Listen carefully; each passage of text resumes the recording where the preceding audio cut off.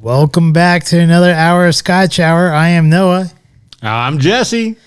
All right, Jesse. I think we had a wonderful week. Dude, dynamite. Dynamite. J.J. Walker, is that his name? I don't even know. I know it's a black show, right? When he's, I don't think you can say that. yeah, you can. It was like an old TV show. It's a non-white show. It had off-white. It had diversity counts. Yeah, inclusivity. We don't say diversity anymore. It was an inclusive show. Dynamite. Any case, this past week we actually held true to what we have been talking about for the past 60 episodes, which we did do a movie night where we rented out a movie theater to watch Top Gun. This evening we will be reviewing the Jura 7-wood Scotch. We will have our shout outs and get it togethers. For the dinner, we went to Chuy's, which was right next to the Westminster Promenade. It's called Chuy's Tex-Mex. And get it together, Chuy's. What? Get it together, Chuy's. Get it together, Chuy's. Is that your get it together? Nah, I won't go there yet. Okay. And then obviously the Smarter Challenge this evening is going to be the, spoiler alert, Top Gun Maverick. And we're going to do a review of that. And if there's extra time left over, we'll talk about some other like military aircrafts that we like. P-61s, B-17s, P-51s. There's so many planes to talk about. I think Noah's going to go more modern. I was going to go with the Corsair. Oh, man, he's even more nostalgic than I am. What the hell?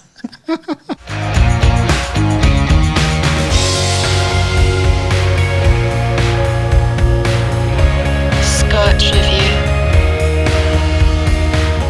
All right. Mostly fitting, even though Top Gun is Navy. We're going with Army colored canister Jura 7-wood. Look at the camouflage, multiple greens. You can't even see it. Where's that me? The Isle of Jura. So very close to the Isle of Isla.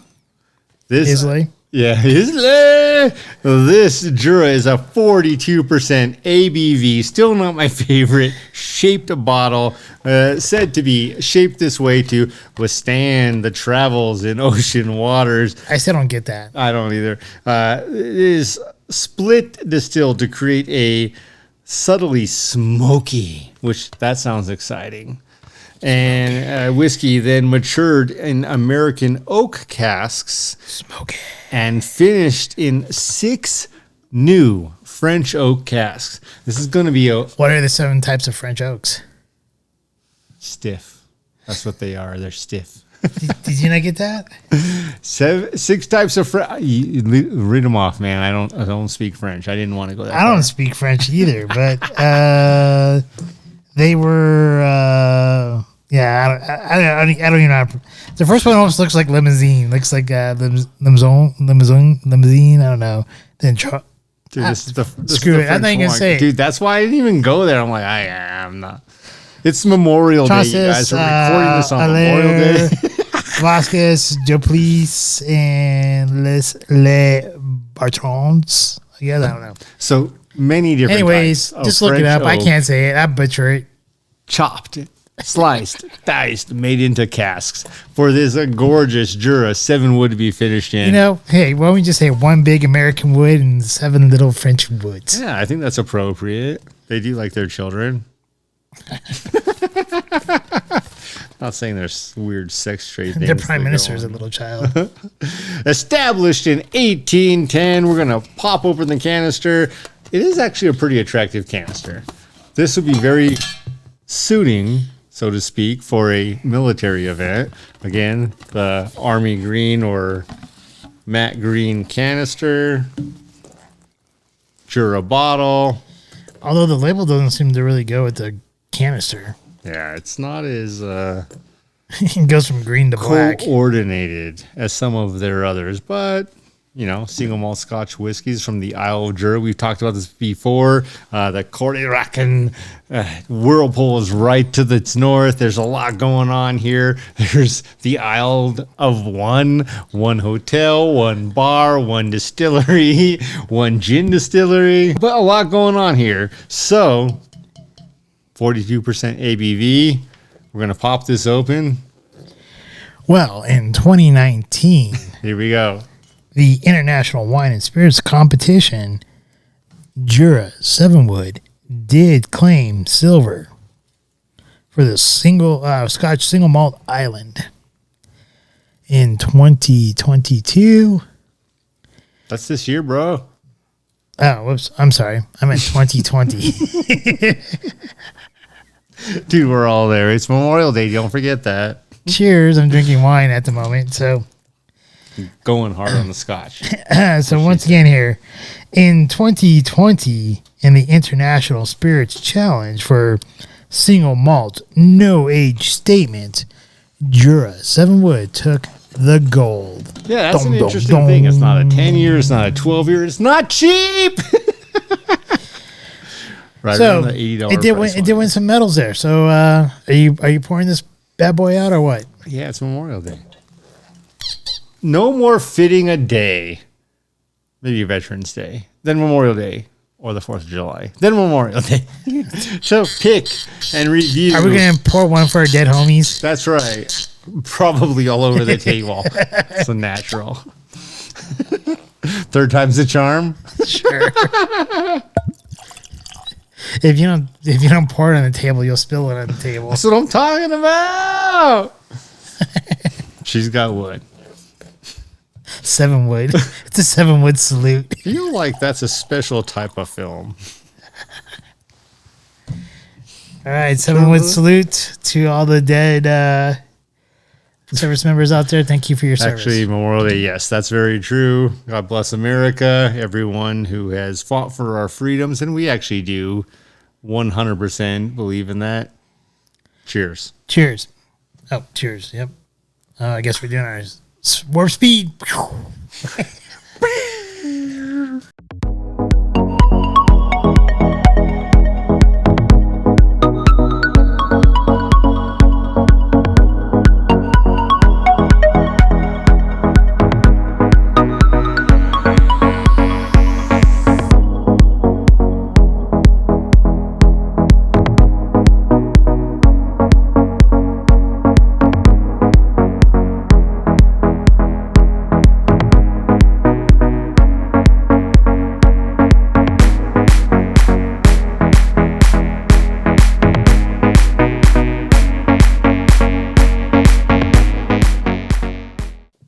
All right, so with the Jura 7, Take off, eh? when did the Canadians show up? When they're mostly French. Take off, eh? One of us did. So with the 7-Wood here, I'll start off here with the color. I do like the color. It's a nice golden color. Typically, when I see this kind of color here, I expect a lot from a nice Scotch. This one here on the nose, when I first smelled it, I got like a slight peat smell, but then it kind of moved more into a jammy strawberry smell, like a strawberry jam smell, which I thought was very inviting. When I went to go drink it in the Palate, I did get some citrus. I'm getting some lemon peel, a little bit of apricot, and a hint of peach is what I'm pulling from it. Now on the finish here, I'm having a little bit harder time trying to pick out, and I think it might be because of the 7 different wood types that they used here in the oak. But I'm getting. She had a hard time remembering too. But I am getting some dark chocolate and vanilla on the lingering finish there. But there's a spice that I'm picking up in there, and I'm not quite sure what that spice is. And I wish I could pinpoint it for you guys, but I cannot. But hopefully it'll come up maybe later on in the show, and I can revisit it and tell you. But most likely not, because I'll probably forget.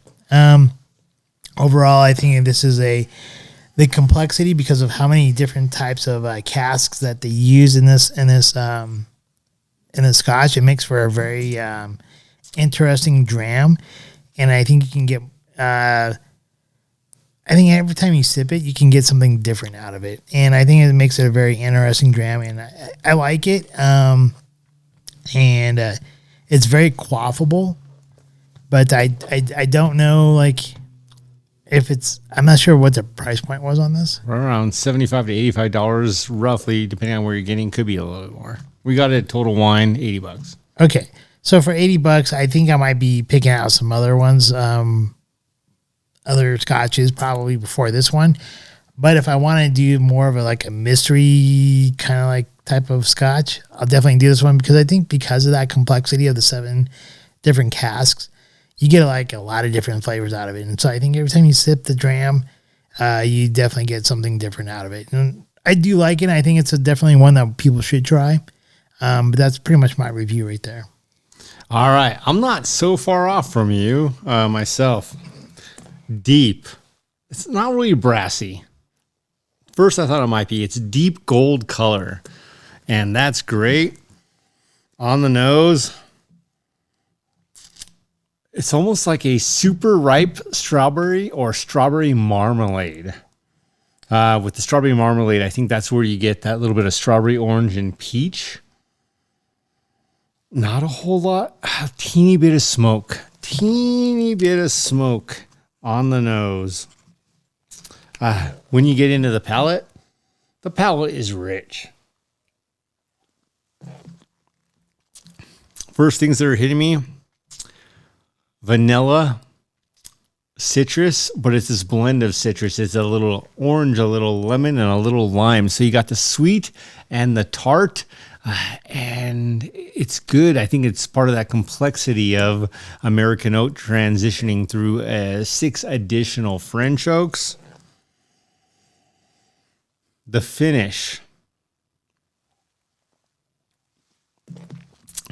The finish is, in my opinion, where this Scotch wins. Butterscotch and milk chocolate blended, creamy, and super long lasting. As far as a Scotch, I agree with what you said, Noah. This is not my first choice around the $90 price point, depending on where you're going. I love Jura, very exciting, want to visit it. Distillery, great, want to visit it. I think I prefer the more American or bourbon and sherry oak casks as opposed to these new French oak casks, bringing in what Noah is saying, a spice you can't quite relate to. I don't think it's spice at all. I think it's the flavor of those 6 different types of fresh virgin oak casks coming into this glass, so to speak. That's what she said. And creating a very creamy, sultry finish. It's enjoyable. It's would go great with desserts. Nothing not outstanding about it, just nothing superb or outstanding about it. So for me, if you want to have fun, bring something new to a poker night, tell them about the history of Jura, the distillery, the island, have some fun, great color, all a win. If you're looking for flavor, creamy, smoky, peaty, or something that is the opposite of Isla. Maybe you're going for a Highland, barley. This is not that Scotch. This is definitely a one-off, very French wine to me. Dry at the very end of that palate. Good if you love a good French wine. If you don't, you may not be a super fan. It's time for our shout-outs. Mila, congratulations on your graduation. It was wonderful to see you walk the walk and graduate, receive your diploma, and take on this new step of your life. Man, I remember when you were 7 months and 5 days old, sitting on my carpet right over there with nothing but a diaper and a Santa hat on. We had just come back from the hospital. You were diagnosed with pneumonia, not just a cough or a virus in a simple sense, but a complex sense, because you also ended up having croup. And as it was December 17th, 5 days after your birthday, 7 months later, all I wanted for Christmas was for you to get healthy, and you have, and you're great, and you continue to win and succeed. And I'm so happy for you to have this full potential life that you will only continue with. You've done so much cheerleading, great scholar, graduated with well over a 3.75 GPA. Even if you hadn't, I'm super proud for you. Life isn't easy, and you continue to make me proud. But more than anything, you looked beautiful. Wouldn't expect anything less. And I know you will do you. You're just a great human being, and I'm proud of you. So that is my only shout out. Mila, congratulations. Cheers. And, a few years from now, I hope you'll have a dram of scotch with me and we can celebrate another victory on your part, because this was a big challenge. Sincerely, super proud of you, because you're not trying to be Miss Popular. You're not trying to be the prom queen. You're trying to be you. And I love that about you. I love nacho night. I love ice cream night. I love movie night. I love movie weekend. I appreciate every second you give me, and I know you'll do the same for yours. Well, congratulations, Mila. My shout out is going to go to Team Red Bull. Sergio Perez happens to be the most decorated Mexican Formula One driver ever. He does. And with this win Three wins. With this win here in Monaco. And this is the first time Verstappen actually made it onto the podium without taking first. So with that, I want to give a shout out there to the Red Bull team. You mean first time making it to the podium without taking first in Monaco? This season. Oh, this season. Okay. Because he's been second and third a lot in his very successful career. But this season, anytime he made it to the podium, he was either first or he didn't make the podium. This was the first time this season he made it to the podium without being first. Got to finish the race and make it to the podium. He either wins up until this race or didn't finish, and now he's done both. Man, Ferrari. You've got the talent. You got the technology. You got it all. You just got to start developing and delivering on some results. Leclerc, also, if anyone's watching the show and doesn't know, Formula One is a money game, a money sport. You may think, oh, look, an NFL team costs X, a NBA team costs Y, a hockey team, NHL costs Z. Yeah, so at the beginning of the alphabet, way before you get to the end of the alphabet for cost, is A, and that's Formula One. And man, Leclerc's home, Monaco, the richest square mile on the planet, by the way. He did not win. It was his first chance. It's his first finish there. Tragically, he finished fourth after qualifying on pole, and that is no in any way a derogatory term. But what a mess up with the pit stops. Here's the problem. When you're timing a pit stop, it's not just about how quick you get in and out. It's about who's on the track when you will come out. Red Bull has not failed in a long time getting their drivers out ahead of any potentially slower traffic. Ferrari, you failed Leclerc by getting him out right behind a slow-ass Williams and ruining his race. And that's all I just get together. Be strategic. Consider the moment. I'm going to give like a quasi get it together to the wait staff at Chuy's. I'm sure we could talk about the restaurant. We're going to talk about the restaurant here in a little bit, but and maybe it's more of a me get it together type of thing. I think everyone felt it. But in any case, like obviously they were challenged with our group because it was a big ass group.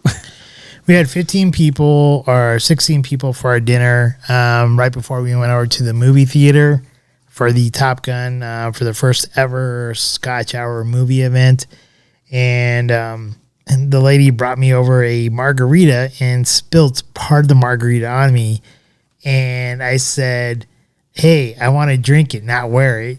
And I was kind of joking. I was kind of joking, but I was also a little bit serious about it too. So, anyways, I was being like somewhat serious, but I was also being somewhat jokingly about it. Like I really did not want to wear the margarita. I really did want to drink it, but you know, so I'm gonna just give that wait staff there, just get it together. Like don't spill the drinks on your guests.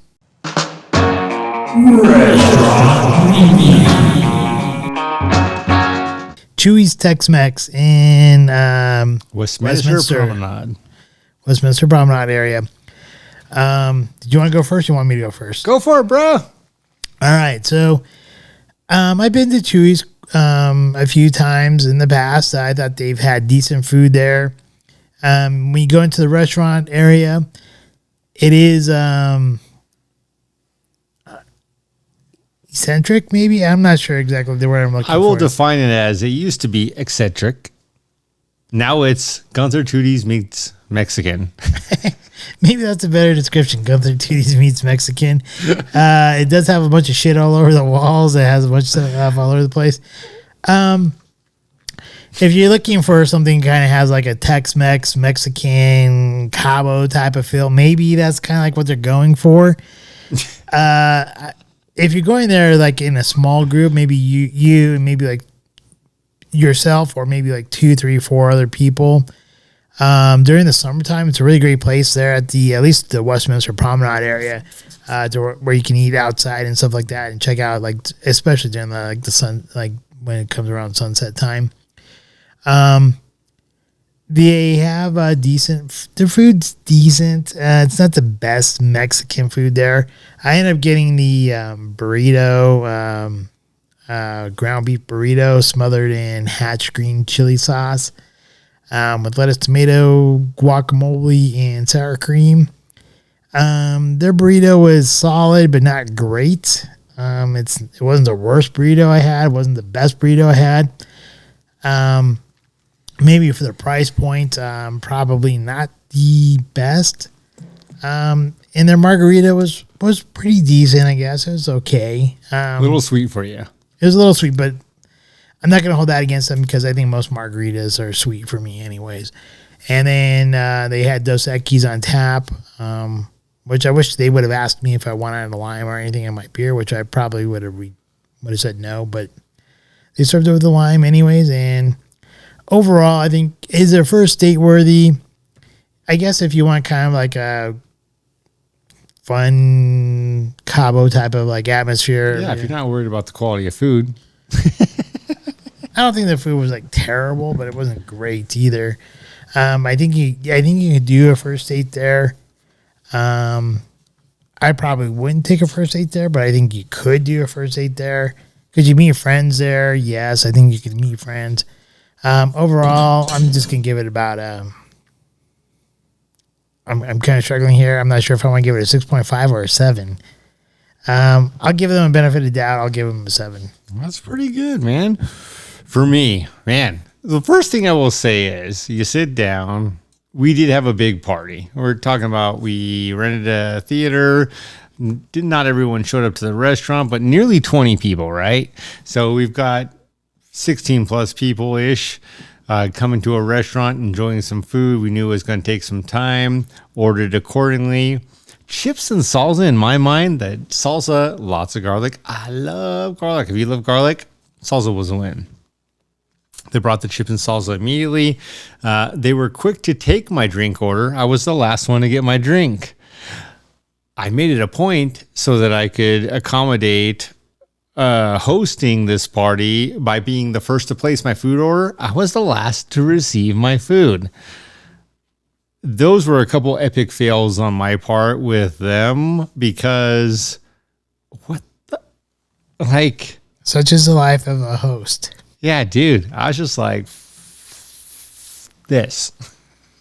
So literally the chips and salsa were dynamite. And everything went downhill from there. I did think the margaritas were good.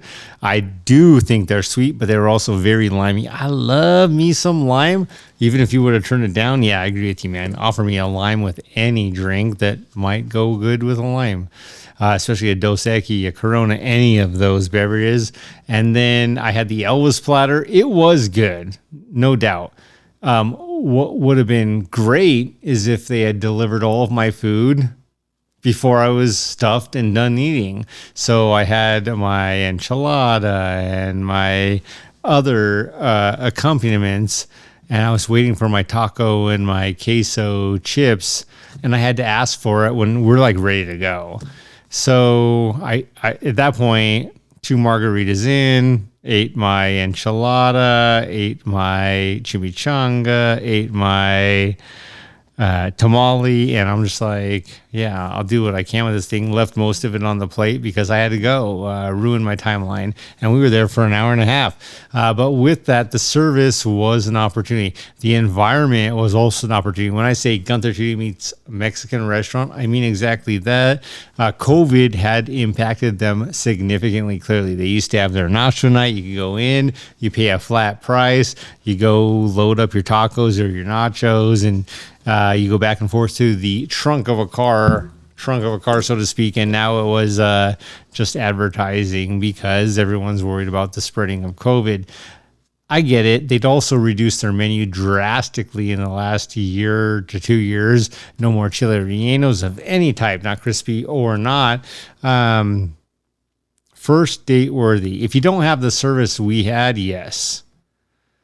Otherwise, you're going to get good food. Just plan on potential setbacks. Give yourself some time before a movie at the Westminster Promenade. It'll be good. Won't be great. If you're trying to create a sexy impression, there was nothing sexy about this place. But overall, I'm going to give it the same as Noah, a 7. Take a first date. Not if you're trying to get a second date. Take a 5th date if you're just having fun before a movie because you want a new experience. Absolutely. Food was good, not great. Atmosphere was good-ish, far from great. And service was good-ish, far from great as well. But 7 is generous, honestly, but it's still a 7. It's great. Here's where its win was. I dug the margaritas. I love the margaritas. Get a couple drinks, a little bit of food, go enjoy a movie. So, yeah. Smarter Captains. Is Top Gun Maverick. Spoiler alerts ahead. So Don't watch it. Anything you want to bring up first on Maverick, or do you want me to go first, or what? Let's just say you set the bar pretty high if you enjoyed Top Gun and its time. That was a phenomenal movie. Val Kilmer, Tom Cruise, star-studded cast. And Crast? Were you about to say Crast? Star-studded cast. And yeah, it was great. Val Kilmer definitely in his prime during this movie. Tom Cruise, his prime just hasn't ended yet. The guy's got a new Mission Impossible movie coming out that looks like it could be the best Mission Impossible ever. We're talking about the nearly 30-year span of that series and franchise. Man, lot to compete with based on Top Gun 1. And before we go to the review, what do you have to say? Dude, first off, I'm going to have to say, like, this being our first event ever that we did, it was so much fun because It was a blast! Yes, we did have. Yes, the mass majority of us went to the restaurant, and whether or not the restaurant was a good experience or bad experience, I think everyone had a fun time there.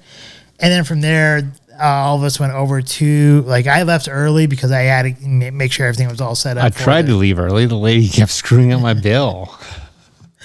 In any case, I left early to get everything set up there at the theater, which I did, and I think ideally, I hopefully our whole crowd there, and this is a special thanks to all of our co-hosts. That this is one of the main reasons why we did this. Thank you, special thanks to Casey, to Brian, to Ben, and to Adam for all being our co-hosts, and Marissa. Yep, sorry, thank you. I forgot Marissa again. I don't know why I forget. I don't either.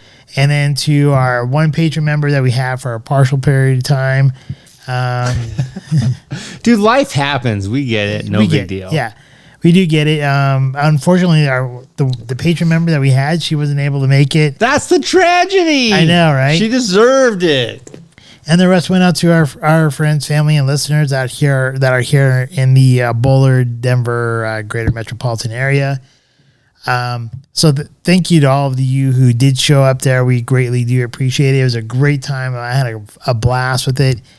And even though I made this was honestly a total.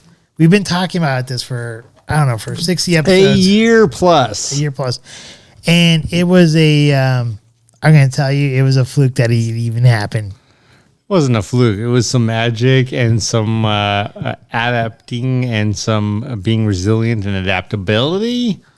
Inclusion. There was actually a lot of work that went into it. It wasn't just a fluke. Yeah, I would say it's more of a luck. Fluke. Definitely luck. Yeah. It definitely more planning should have gone into it, but I think as we looked into it, and it just kind of fell into our laps the way it did, which was good because we were able to hold up to what we said that we're going to do, and one of the reasons why we said we're going to use our Patreon money for and that type of things. So I just want to say, give a special thanks out to all the co-hosts, all those who helped us out with the Scotch art beforehand. This event here, I thought it was great. It was so much fun. I mean, it was a blast. It was a drive and it was a blast. It was a drive. It was a drive. I think anywhere we would have done it in Colorado. Somebody was driving. Somebody was going to be driving. Also with that too, because it was part of it was like last minute stuff here and there. There was I'm going to admit it. There was a typo in our thing. I missed an E. My ass off. I missed an E in Maverick, and I do apologize everyone for that. But hopefully, that did not distract anyone from the evening. Sure, it did not. If anyone did not have fun there, you need to let us know so we can never effing invite you again because it was fun. I think it was great. Whether you showed up to the restaurant and the movie or just the movie, if you didn't have fun, let us know because it was not cheap. And we won't invite you back again. Yeah, don't worry. We won't. If you didn't have fun, we won't invite you to not have fun again. Spoiler alerts here, not coming up forward. First of all, I loved Top Gun when I was a kid. It was a great movie. Growing up, Top Gun was like one of my favorite movies. I remember my grandmother taking me to the store to buy the model airplanes to put together that had the Top Gun the Top Gun jet. So do you remember what model that was that you built? Yeah, I built the Tomcat, the F-14 Tomcat. 14.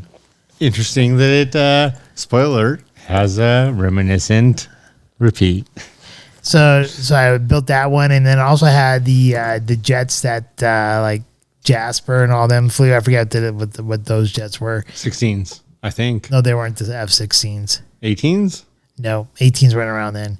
They were a different type of jet because the 15s and 16s they had like the wide ass wings. No, they had the two tails. This had a single tail on them. All right. So I forget what they were. Go back and watch the first movie. I'm sure you can figure it out. But it's what are those other jets that they were flying there. Any case, there's a whole lot of nostalgia that goes along with this movie. But one of the best things that I saw, first of all, Top Gun 2 is the number one movie to be released on a Memorial Day weekend. So they made a ton of movie. They made a ton of money on the movie. What they did was they brought hope back to America. It's not about money. For Tom Cruise, he had it. Oh, yeah. Well, and that was brought up in this Twitter post I was talking really? about. Jesus, man, I love this. Well, I talked to you about it already, so you already knew about it. Well, you told me a couple pieces, but it wasn't about us brought back America. Yeah, well, they brought back the nostalgia of America, the belief and the hope of America. So this whole tweet talked about like what made Top Gun 2 or Top Gun Maverick so successful. One, it did a flashback to the 1980s, one of our best presidents ever. So you had that like the flashback type of thing for those who are older. Some people don't love Reagan as a president. That's fine. We're not saying he was the best president ever. Trump was. Or still is. Oh my God.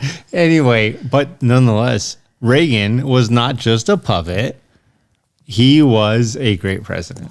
So it brings back nostalgia with that, but then also it kind of brings in the tie into hope, and it has Americana into it, and so all that stuff together, and also the fourth factor probably here is that there was no super woke agenda involved either. Right. I'm going to go back to the Americana piece.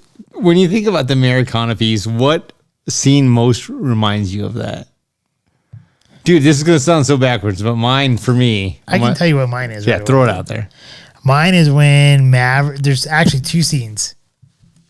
So one, when Maverick goes and says, fuck the Admiral, I'm going to go fly the plane right now. He's not here. We're going to hit Mach 10. The second part... He did, but then he got stupid, hit Mach 10 point plus. But it doesn't matter. He did it, and I think that just shows the... It's just a screw up. It just shows the spirit and the bravado of how... Bravado was a weakness. Bravado can be a strength. I hear you. Courage is a strength. Bravado can be a strength. But I think it just shows the bravado of the American spirit. Secondly, I think... excuse me. Is when he goes and does the... goes and shows all of his pilots, where he goes and steals the aircraft and goes through the whole training routine, showing that that the mission can be done. Not just in a minute 30, but in a minute 15 or less. You mean 2 minutes and 15 seconds or less? I thought the original goal was a minute 2:30. 2:30? 2:30. So he does it in a minute 30. He does it in like 2 minutes and 12 seconds. All right. I thought the original goal was a minute 30. He does it in 15 seconds less than that. Yeah, it's like he does it like in 2:12. In any case, I think that to me shows the American spirit there. 2:30, yes, you're right. 2:30, but he does it. I know I'm right because I saw it twice. Dude, I'm all supporting that. I want to go see it again. No, I'm just thinking about it was 2:30, and he did it in less than 2:15. He did it in less than 2:15 because he originally for his class it was 2:30. When he starts it in his like initial run there, he says 2:15, and he does it in less than 2:15. But in any case, not to get caught up in the nuance there, it's the more about the fact that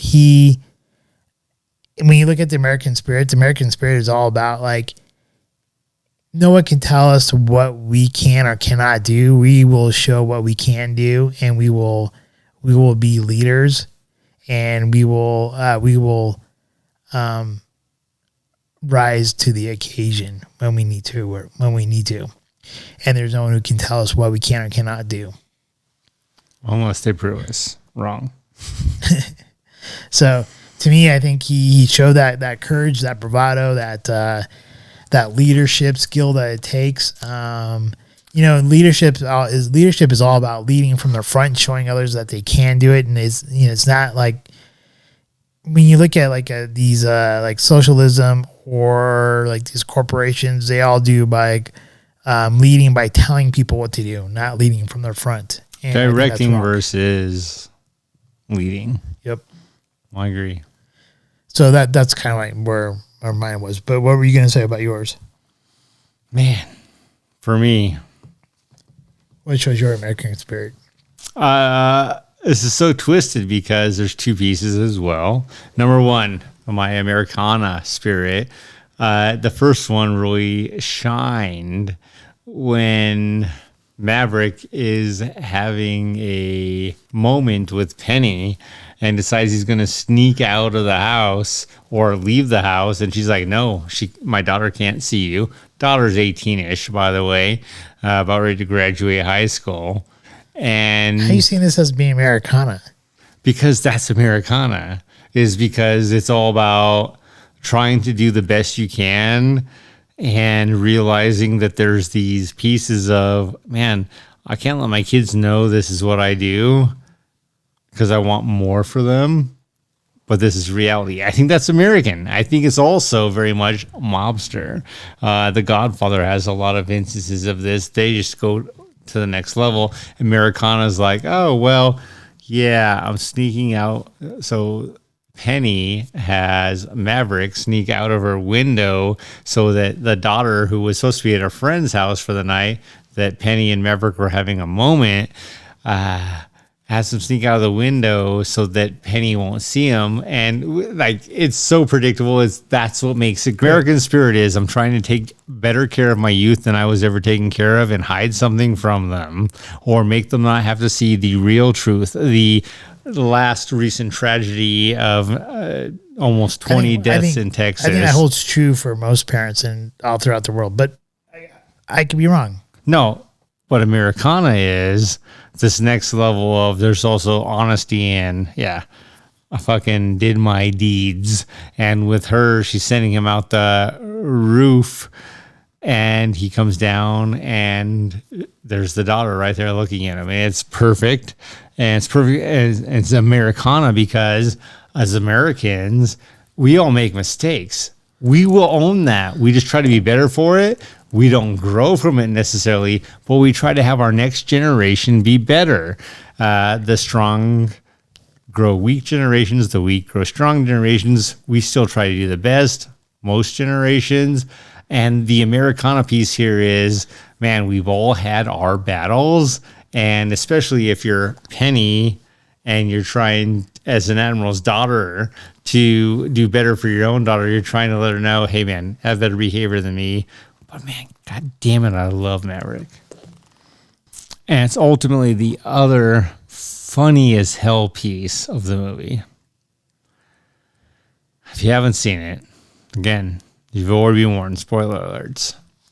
Americans like satire. We like jacked up comedy. We like everything wrong. And Maverick tells his class not to think. And Goose, at one point, doesn't think. He acts. And when he does so, he puts both of them in a precarious situation. You're talking about Rooster, not Goose, because Goose is already dead. Rooster in a precarious situation. And ultimately, Maverick saves Rooster's life, Goose's son. Saves Goose's life, and then Goose saves Rooster's life, and they both end up in a shitty situation. With that, Maverick's frustrated with Rooster and goes and pushes him on the ground. What were you thinking? Rooster's in response, so simply, you told me not to think, which he literally did to him and the entire class. And that is the truth, and it's hilarious, and Maverick's only response is, because it's true, but there's also a filter about when to think or when not to think. And that is also American, is that we're not programmed to be robots. It's helped us and hurt us at different times, but we want the generations to think for themselves, but consider the masses. What was your, obviously, I already know your two favorite scenes are, but what were your favorite scenes for the people? Oh, man. My favorite number one scene, Maverick, proving his point that the mission could be completed not only in 2 minutes and 30 seconds, thank you for the correction, but 2 minutes and 15 or less. And he beat it.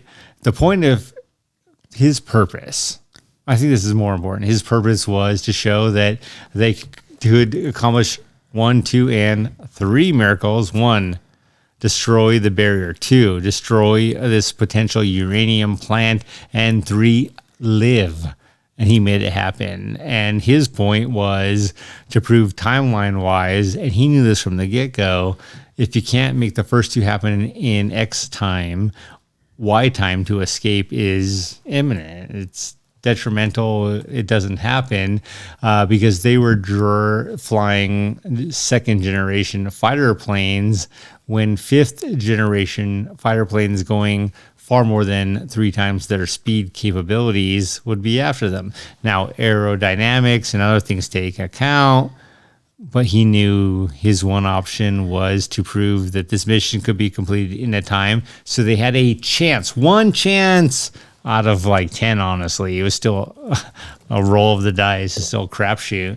But he delivered it and showed his leadership capabilities and also his leadership qualities, his code, his desire to keep these, let's face it, the average age of those people is 25 years old, these kids alive. So I think you bring a good point up here about leadership. I think leadership has to do a lot with leading and showing people that it can be done. And I think you made a great point here with this group, because like up to this point, he was telling them what they need to do in order to survive, but none of them believed that it could happen or that they could do it until he actually did it and showed them that it could be done. But dude, he's like 55 years old in the movie. Exactly. And so I think I agree with you. I think this was one, like, obviously I picked that as one of my Americana scenes. That's one of your favorite scenes. And I think it's phenomenal. I think you're spot on with that. And it really shows you the difference between different types of leaderships, because in the movie, when he's meeting with the Admiral of Top Gun, the Admiral there is saying, like, we just want to make sure that they bomb the place. He did not care whether or not the pilots lived or did not live. And then Maverick is like, you mean for them to get home too, right? Yeah, he didn't, but you bring up the perfect point. And he kept on pushing that. Maverick kept on pushing, like, the fact, like, and to get home, right? And to get home, right? And to get home. And I don't think the Admiral ever believed that they could actually do what Maverick was saying that they could do until Maverick showed them it could be done. And so I think you're spot on with that. Now, my favorite scene is a scene that you brought up in your Americana section here. My favorite scene is totally the part where frickin' Rooster saves Maverick and gets shot down. And then Maverick goes and shoves him. And he's like, what are you doing here? He's like, what were you thinking? He's like, you told me not to think. And that part I thought was like totally is comedic. It was you could show that number one, the type of leadership there. Maverick was willing to be the type of leader to take the missile for one of his for the people underneath him. Rooster. Well, in this case, Rooster. But I think, like you mentioned, he would have taken it for any of them. He would have taken it for any of them. But even more so for Rooster, because that was Goose's son. And I think he had kind of like a father figure type of thing going on in his mind about Rooster. For sure. And then at the same time, I think once Rooster saw, because even Rooster saw that, showed that same kind of quality in the training that he took a shot for one of his people that he was flying with when they're doing the training. And Phoenix, the female pilot, is like, now you know what kind of leader. Best name, by the way, of all the shows, Phoenix. Like, who doesn't want? I want that. Screw Maverick, screw Rooster, screw Goose, screw Chicken, if that's out there. Phoenix. Bob. Yeah, screw Bob. Phoenix. That's the tag name, man. Like that. Who doesn't want that name? What's your name? Phoenix. You shoot me down, I'm going to come back and kill your ass. But in any case, even if it takes Phoenix, 500 years. Phoenix makes a reply to another one of the Top Gun candidates saying that now you know what kind of a person Rooster is. And if you really look at Rooster, he's basically Maverick. He's basically Maverick, a younger version of Maverick. Although he is a little bit hung up at the beginning and not really to trust his feelings yet. But in any case, that is one of my favorite scenes there, is where Maverick's like, what were you thinking? And he's like, you told me not to think. He's like, yeah, okay, well, nice to see you. That whole little like exchange right there, I thought was made for a great comic relief. And it was totally right on. I mean, it happened right when it should happen. It was real. Yeah. Anything else you want to say about Top Gun? Man, Top Gun Or I should say Top Gun Maverick. I know what you meant. I assume they did too. Top Gun, the original, phenomenal movie. I don't know that I could ever imagine that having a sequel that was better. This was absolutely twice as good, if not better than that. And Noah and I have had multiple conversations at this point about this. And part of it is because, much like Tom Cruise, I've aged and I've matured, but yet I still want to be the leader that will risk my life before anyone else has to, that I'm leading. And he does that. And he shows the importance of what so many people don't understand. Military. You go in there, you're expendable. That is a potential. He doesn't see it that way. Never did. Never wanted to. A little arrogant, if not always, but definitely at the beginning. And he goes in and shows how much life matters. So many people in this world right now, get together, shout outs, whatever you want to call it, talk about how much life is important. We throw away food every day or do these foolish things, and there are starving people everywhere. We go and get a pet and then commit hundreds of dollars a month to pet care. And then we feel sorry for this pet, but there are starving children everywhere. And when I say everywhere, I mean here in America. I'm not talking about Ethiopia or Korea or some Asian country or some African country. I'm talking about here in America, in New York, in Denver, in multiple cities in our own USA. And when you really consider your priorities, just consider that. When you're worried about a pet over a person, you might have an issue. This is something Maverick does not have. He's absolutely worried about every one of the people he works with more than himself. I don't know if that's always the right answer, because he can have some rogue ass agents. But what I do respect about it is that's how I've led in my current career the last 28 and a half years, is always trying to take care of everyone below me. Thankfully, I haven't had to risk my life, but I've had to risk my personal time, my quality of life, and my pay, because when you're salary, man, you put in extra hours, you don't make it back. But I believe in everything Maverick did. I think he is Americana, and I love it. It was probably the best movie I've seen in a while. Since not John Wick 3 for sure, but at least since John Wick 1. Well, I was getting kind of curious where you go with the whole pet thing, but I saw how you wrapped it up, so that was great how you did that. John Wick 1 wraps up the pets, and man, even in John Wick 1, the pet's overboard. But I get it. But here's what I will say when it comes to some nuances that I would like to bring up with Top Gun Maverick. One of the ones is the friendship with Iceman and Maverick. I think it's great how they kind of like re-envision it. Yeah, no, I agree. And how like Iceman kind of became his like guardian angel as an admiral who watched out for his back when Maverick watched out for his back flying in the first movie. Do you want to elaborate, or do you want me to elaborate on that? If you want to, I guess you can. I was gonna mention a couple other things, and we can come back around to it. Let me just elaborate 20 seconds. Wrap this up. Already down to 18. You got Iceman and Maverick. They were previous competitors. Ultimately, Iceman won. But what Iceman learns in this experience is that his plan was selfish and Maverick's was selfless, and you need the selfless to take care of the selfish. And because of that, throughout a 20-year period, Iceman protects Maverick's career within the Navy because he knows he still has value, and shit's going to come and stuff's going to happen. And it does. He was 100% right. And then the other nuance I like to mention here is near the beginning, You have Rooster singing "Great Balls of Fire." Oh my God. Doing So good.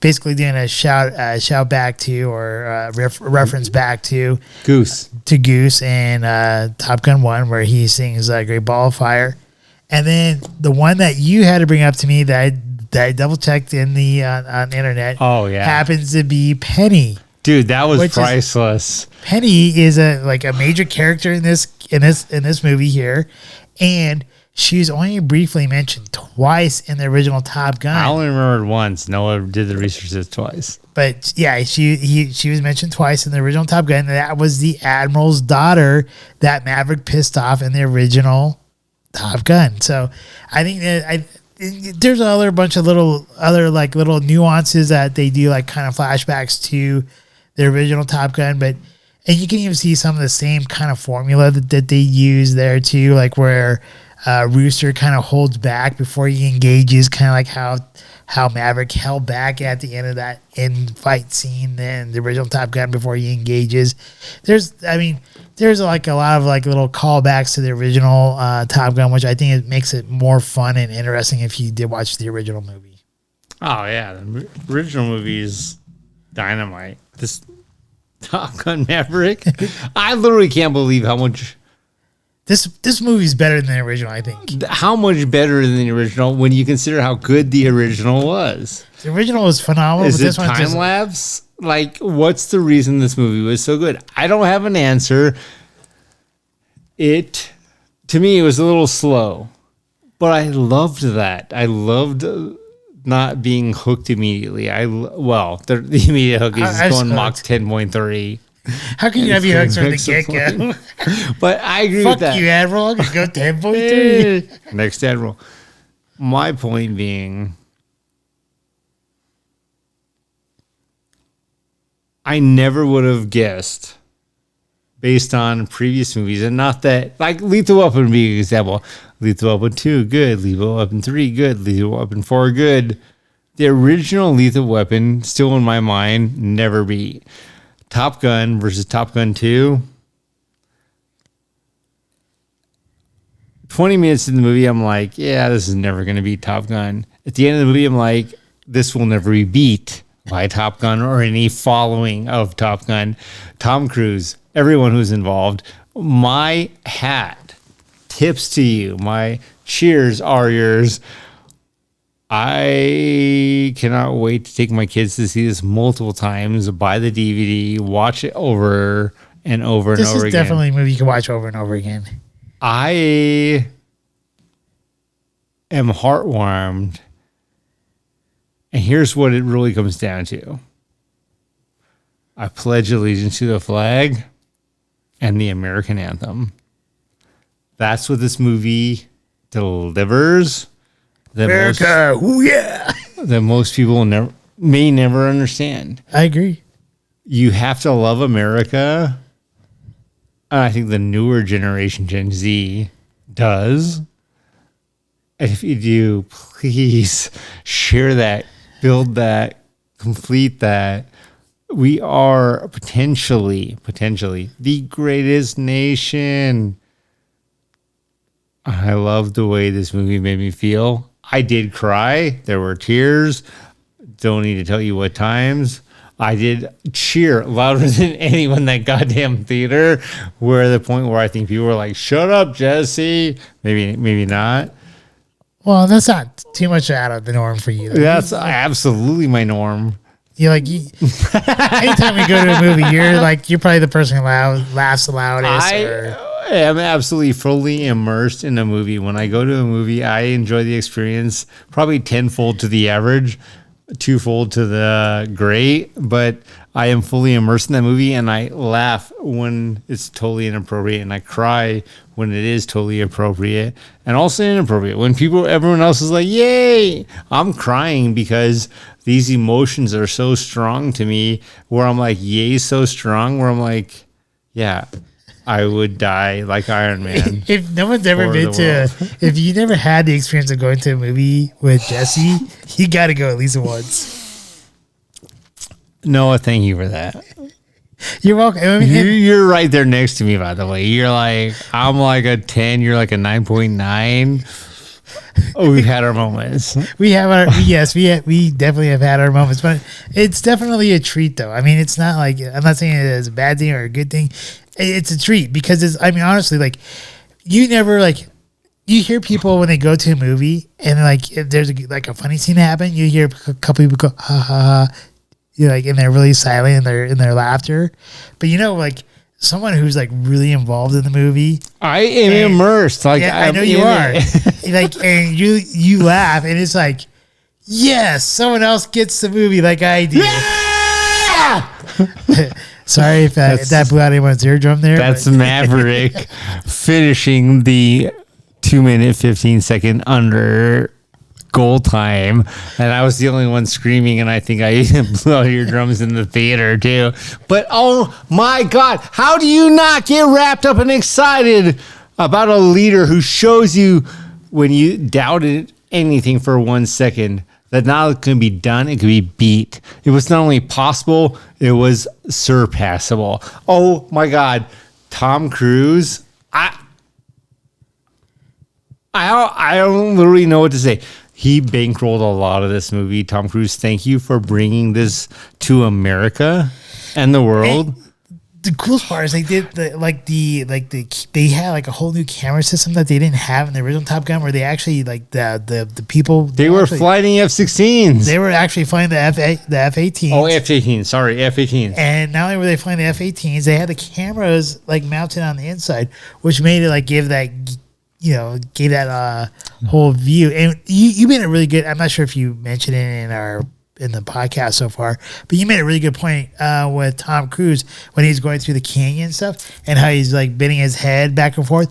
It was very much like Michael Schumacher before in Formula One, before they had all the Halo systems. Yeah, and you're saying like the helmet going back and forth. He was physically stressed more than any pilot or driver 20 years ago. And you said Tom Cruise is a big fan of Formula One, which totally makes sense. And no, it does. Oh my God. Tom Cruise, man, I always appreciate you. And I did do the dress up more of Mission Impossible than Top Gun, but God damn it, man.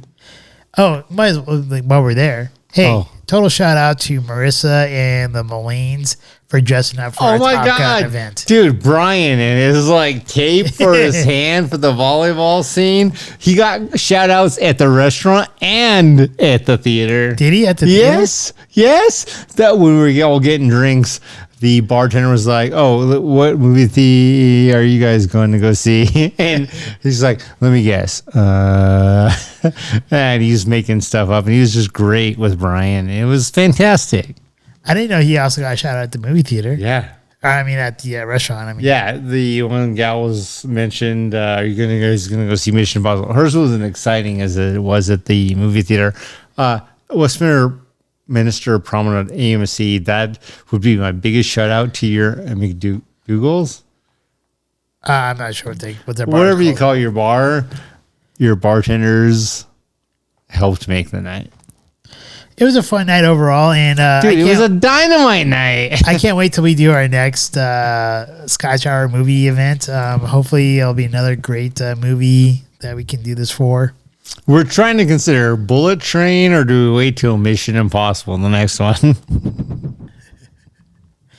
Bullet Train might be a little bit too soon, but we'll see. We'll see, man.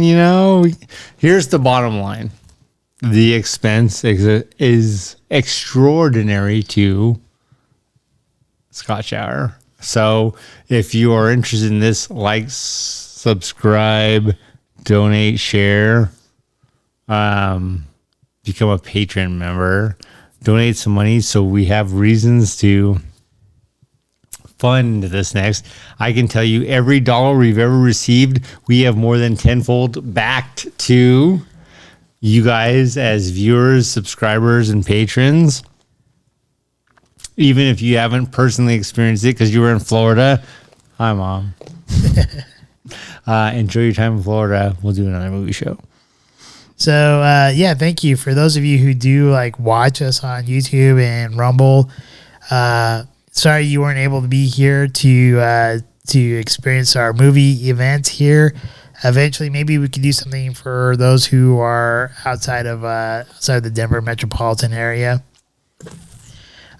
Please, for those of you who listen to us on Podbean, Spotify, iHeartRadio, and all the other Audible areas. Thank you very much for making this another great month. Last month we had our highest amount ever, over 70.